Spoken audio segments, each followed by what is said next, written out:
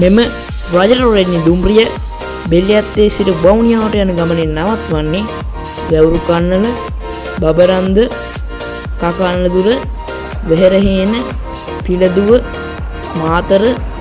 කබුරුගමුව, Weligama, Ahangama, Koggala, තල්පේ, Galle,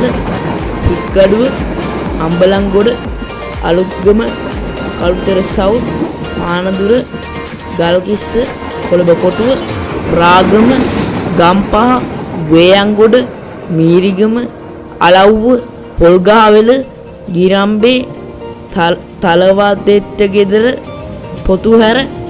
නයිලියා, Kurunegala, මුත්තෙට්ටුගල, වැල්ලව, ගණේවත්ත, හීරියගල, නාගොල්ලාගම, තිබිඩියගෙදර, මහවහන්දිය, රන්දෙනිගම, අබන්පොල,